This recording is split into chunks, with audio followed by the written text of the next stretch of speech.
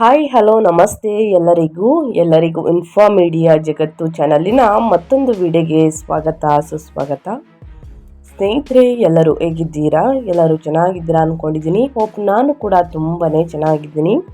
ಎಲ್ಲರೂ ಚೆನ್ನಾಗಿದ್ದೀರಾ ಅಂದ್ಕೊಂಡು ಭಾವಿಸ್ಕೊಂಡು ಇವತ್ತಿನ ಒಂದು ವಿಡಿಯೋನ ಶುರು ಮಾಡಿಬಿಡೋಣ.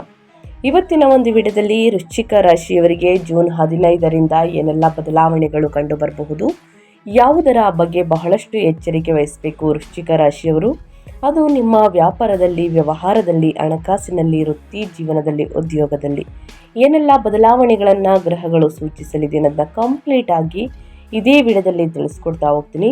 ಇದನ್ನೆಲ್ಲ ತಿಳ್ಕೋಬೇಕು ಅಂದರೆ ವೃಶ್ಚಿಕ ರಾಶಿಯವರು ಎಲ್ಲೂ ಕೂಡ ವಿಡಿಯೋನ ಸ್ಕಿಪ್ ಮಾಡಬಾರ್ದು. ಅಂದರೆ ವಿಡಿಯೋನ ಕಟ್ ಮಾಡಿ ಓಡಿಸ್ಕೊಂಡು ನೋಡ್ತೀರಾ, ಇದು ಫುಲ್ ಇನ್ಫಾರ್ಮೇಷನ್ ಅರ್ಥ ಆಗಲ್ಲ. ಸೊ ಹಾಗಾಗಿ ಎಲ್ಲ ವಿಡಿಯೋದಲ್ಲೂ ತಿಳಿಸ್ತಾ ಇರ್ತೀನಿ.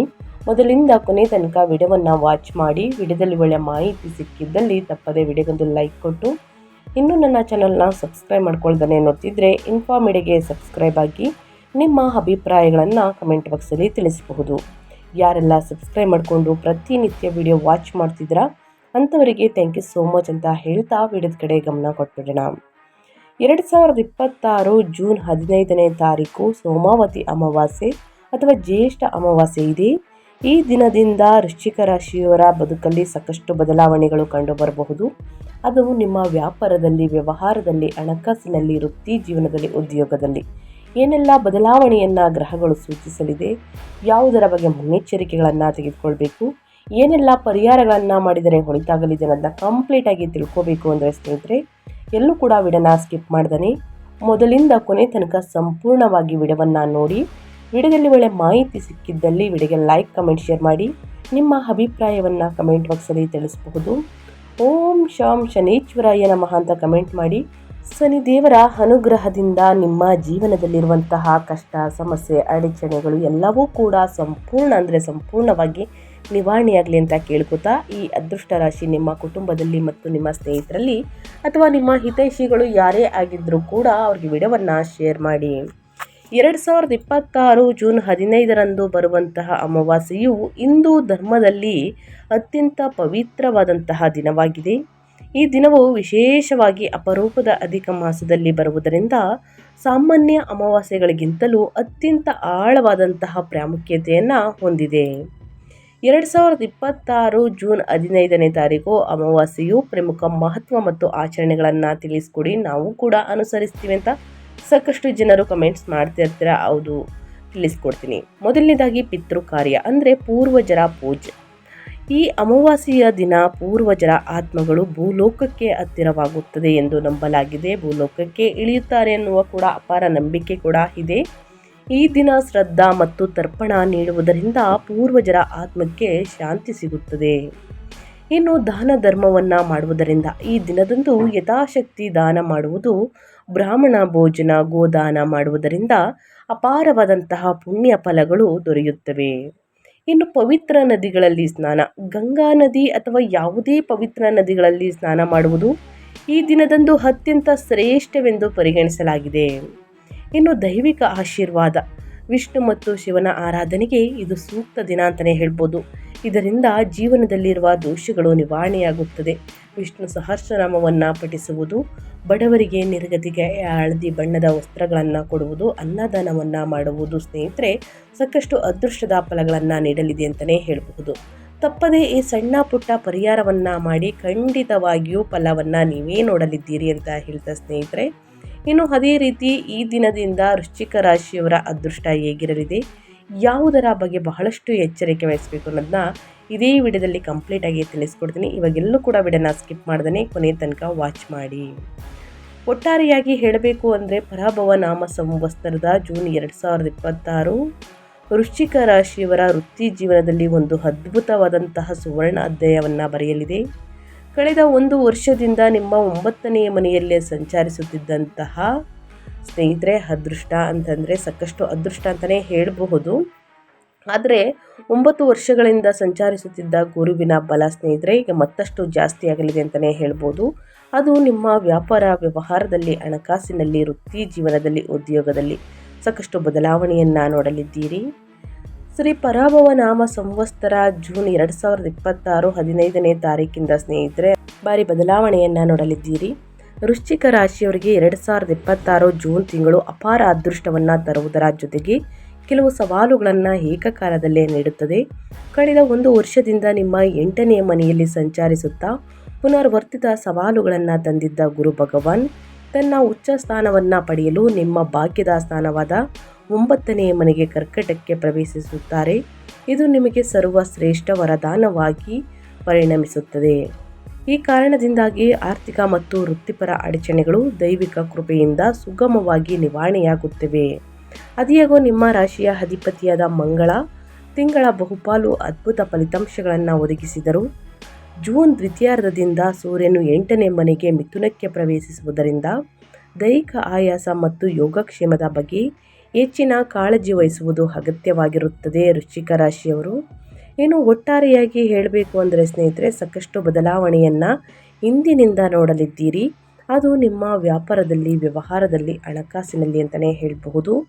ವೃತ್ತಿ ಜೀವನದಲ್ಲಿ ಭವ್ಯವಾದಂತಹ ರಾಜಯೋಗವನ್ನು ಗಳಿಸಲಿದ್ದೀರಿ. ನಿಮ್ಮ 10ನೇ ಮನೆಯಾದ ವೃತ್ತಿ ಸ್ಥಾನಕ್ಕೆ ಗುರು ಭಗವಾನ್ ಉಚ್ಚ ಸ್ಥಿತಿಯಲ್ಲಿ ಪ್ರವೇಶಿಸುವುದು ನಿಮ್ಮ ಕಾರ್ಪೊರೇಟ್ ಸ್ಥಾನಮಾನ ಉನ್ನತ ಮಟ್ಟಕ್ಕೆ ಏರುತ್ತದೆ. ಇದು ನಿಮ್ಮ ಸಾಮಾಜಿಕ ಗೌರವ ಮತ್ತು ವೃತ್ತಿಪರ ಪ್ರಭಾವವನ್ನು ಅಪಾರವಾಗಿ ಹೆಚ್ಚಿಸುತ್ತದೆ. ನಿಮ್ಮೊಂದಿಗಿರುವ ಅದೃಷ್ಟ ಅಂತಲೇ ಹೇಳಬಹುದು. ಜೂನ್ 15ರ ನಂತರ 9ನೇ ಮನೆಯಾದಂತಹ ಭಾಗ್ಯದ ಸ್ಥಾನದಲ್ಲಿ ಸೂರ್ಯನ ಸಂಚಾರವು ನಿಮ್ಮೆಲ್ಲ ಉಪಕ್ರಮಗಳಲ್ಲಿ ಅದೃಷ್ಟವನ್ನು ತುಂಬುತ್ತದೆ. ನೀವು ಪ್ರಾರಂಭಿಸುವಂತಹ ಪ್ರತಿಯೊಂದು ರಚನಾತ್ಮಕ ಕಾರ್ಯವು ಯಶಸ್ವಿಯಾಗಿ ಪೂರ್ಣಗೊಳ್ಳುತ್ತದೆ. ಅಷ್ಟಮ ಕುಜನ ಬಗ್ಗೆ ಎಚ್ಚರಿಕೆ ವಹಿಸುವುದು ಉತ್ತಮ. ಜೂನ್ 21ರಂದು 8ನೇ ಮನೆಗೆ ಮಂಗಳನ ಆಗಮನವು ತಿಂಗಳ ಅಂತ್ಯದಲ್ಲಿ ವೈವಾಹಿಕ ಘರ್ಷಣೆಗಳು ಮತ್ತು ಪ್ರಯಾಣದ ಅಡಚಣೆಗಳನ್ನು ಸೂಚಿಸುತ್ತದೆ. ಆದಷ್ಟು ತಾಳ್ಮೆಯಿಂದ ವರ್ತಿಸುವುದು ನಿಮಗೆ ಅತ್ಯುತ್ತಮ ಆಯ್ಕೆಯಾಗಿದೆ ಅಂತಲೇ ಹೇಳ್ಬೋದು ವೃಶ್ಚಿಕ ರಾಶಿಯವರಿಗೆ. ಇನ್ನು ಅದೇ ರೀತಿ ಸ್ನೇಹಿತರೆ, ಗ್ರಹಗಳ ಸಂಚಾರ ಮತ್ತು ಗ್ರಹಗಳ ಸ್ಥಾನ ಬದಲಾವಣೆಯಿಂದ ಒಂದಲ್ಲ ಒಂದು ರೀತಿಯಲ್ಲಿ ಸಾಕಷ್ಟು ಬದಲಾವಣೆಯನ್ನು ವೃಶ್ಚಿಕ ರಾಶಿಯವರು ನೋಡಲಿದ್ದೀರಿ.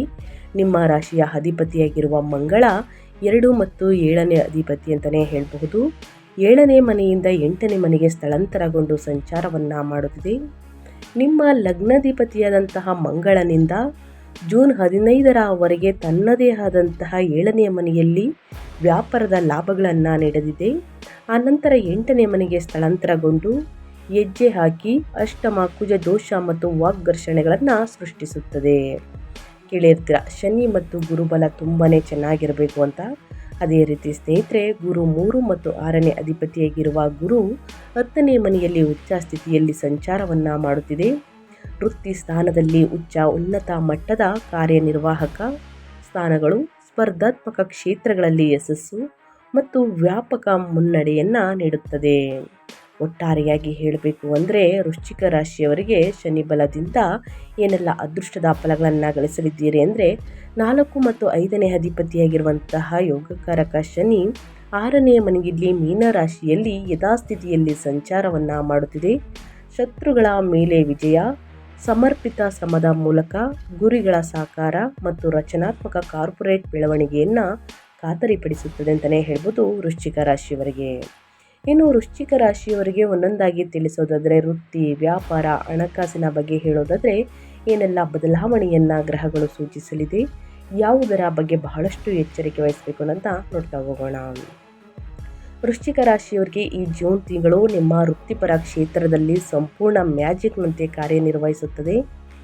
ಜೂನ್ 2ರಿಂದನೇ ಉಚ್ಚ ಸ್ಥಿತಿಯನ್ನು ತಲುಪುವಂತಹ ಗುರುವು ಜೂನ್ 8ರಂದು 10ನೇ ಮನೆಯಲ್ಲಿ ಸ್ನೇಹಿತರೆ ನಿಮ್ಮ ರಾಶಿಯ ಅಧಿಪತಿಯಾಗಿರುವ ಮಂಗಳನೊಂದಿಗೆ ಸೇರಿಕೊಂಡು ಭವ್ಯವಾದಂತಹ ಕಾರ್ಪೊರೇಟ್ ಯೋಗವನ್ನು ರೂಪಿಸುತ್ತಾನೆ. ನಿಮ್ಮ ಕಾರ್ಯನಿರ್ವಾಹಕ ಪ್ರದರ್ಶನದಿಂದ ಮೇಲಧಿಕಾರಿಗಳು ಹೆಚ್ಚು ಪ್ರಭಾವಿತರಾಗುತ್ತಾರೆ. ಬಹು ನಿರೀಕ್ಷಿತ ಬಡ್ತಿಗಳು, ವೇತನ ಹೆಚ್ಚಳ ಅಥವಾ ನೀವು ಬಯಸಿದ ಕನಸಿನ ಕಾರ್ಯಯೋಜನೆಗಳು ಸುಲಭವಾಗಿ ನಿಮ್ಮ ಕೈ ಸೇರಲಿದೆ. ನಿಮ್ಮ ಯೋಗಕಾರಕ ಶನಿಯು 6ನೇ ಮನೆಯಲ್ಲಿ ಇರುವುದರಿಂದ ವೃತ್ತಿಪರ ವಿರೋಧಿಗಳಿಗೆ ನಿಮ್ಮ ಅಚಲವಾದ ಅಧಿಕಾರವನ್ನು ಒಪ್ಪಿಕೊಳ್ಳದೆ ಬೇರೆ ದಾರಿಯೇ ಇರುವುದಿಲ್ಲ. ಜೂನ್ 15ರಿಂದ ನಿಮ್ಮ ಲಾಭಾಧಿಪತಿಯಾದ ಸೂರ್ಯನಿಂದ 9ನೇ ಮನೆಯಾದ ಭಾಗ್ಯದ ಸ್ಥಾನಕ್ಕೆ ಹೆಜ್ಜೆ ಹಾಕಿದಾಗ ಅದೃಷ್ಟವು ಸಕ್ರಿಯವಾಗಿ ನಿಮ್ಮ ಬಾಗಿಲನ್ನು ತಟ್ಟುತ್ತದೆ. ಉದ್ಯೋಗಾಕಾಂಕ್ಷಿಗಳು ಉನ್ನತ ಸರ್ಕಾರಿ ಅಥವಾ ಕಾರ್ಪೊರೇಟ್ ಪತ್ರಗಳನ್ನು ಯಶಸ್ವಿಯಾಗಿ ಪಡೆಯಲಿದ್ದಾರೆ ಮತ್ತು ಸಮಾಜದಲ್ಲಿ ನಿಮ್ಮ ಒಟ್ಟಾರೆ ಪ್ರತಿಷ್ಠೆಯು ಅದ್ಭುತವಾಗಿ ಏರಿಕೆಯಾಗಲಿದೆ ಅಂತಲೇ ಹೇಳ್ಬೋದು ವೃಶ್ಚಿಕ ರಾಶಿಯವರಿಗೆ. ಇನ್ನು ವ್ಯಾಪಾರ ಮತ್ತು ಸ್ವಯಂ ಉದ್ಯೋಗದ ಬಗ್ಗೆ ಹೇಳೋದಾದರೆ, ಸ್ವತಂತ್ರ ಉದ್ಯಮಿಗಳು ಸ್ನೇಹಿತರೆ ತಿಂಗಳ ದ್ವಿತೀಯಾರ್ಧದಿಂದ ಲಾಭದಾಯಕ ಆರ್ಥಿಕ ಅರಿವನ್ನು ಅನುಭವಿಸುತ್ತಾರೆ.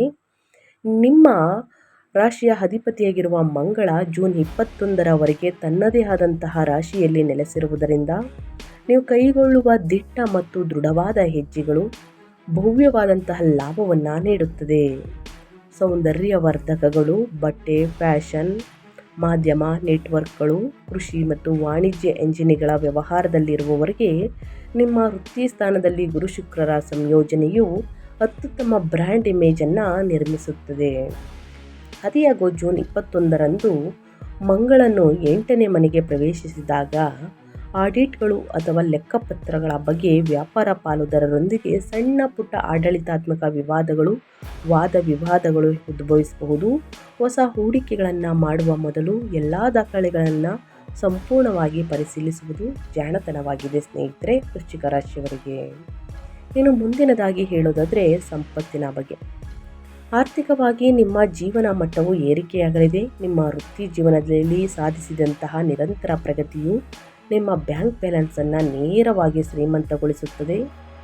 ಜೂನ್ 15ರಿಂದ ಸ್ನೇಹಿತರೆ ಅಂದರೆ ಜ್ಯೇಷ್ಠ ಅಮಾವಾಸ್ಯೆಯ ದಿನದಿಂದ ಸೂರ್ಯನು ನಿಮ್ಮ 9ನೇ ಮನೆಗೆ ಸ್ನೇಹಿತರೆ ಅಂದರೆ ಕಟಕಕ್ಕೆ ಪ್ರವೇಶಿಸುವುದು ಇಂದಿನ ಹೂಡಿಕೆಗಳು ಅಥವಾ ಷೇರು ಮಾರುಕಟ್ಟೆಗಳ ಮೂಲಕ ಅದ್ಭುತವಾದಂತಹ ಆರ್ಥಿಕ ಅದೃಷ್ಟವನ್ನು ತೆರೆಯುತ್ತದೆ. ಪೂರ್ವಜರ ಆಸ್ತಿಗಳು ಅಥವಾ ಕೌಟುಂಬಿಕ ಆಸ್ತಿಗಳು ಯಶಸ್ವಿಯಾಗಿ ನಿಮ್ಮ ಹೆಸರಿಗೆ ನೋಂದಣಿಯಾಗುತ್ತವೆ. ನಿಮ್ಮ 2ನೇ ಅಧಿಪತಿಯಾದಂತಹ ಸ್ನೇಹಿತರೆ ಅಂದರೆ ನಿಮ್ಮ ರಾಶಿಯ ಅಧಿಪತಿಯಾಗಿರುವಂತಹ ಮಂಗಳನು ಜೂನ್ 21ರವರೆಗೆ ಬಲವಾಗಿರುವುದರಿಂದ ನಿಯಮಿತ ಮನೆಯ ಆದಾಯವು ಸುಗಮವಾಗಿ ಹರಿಯುತ್ತದೆ.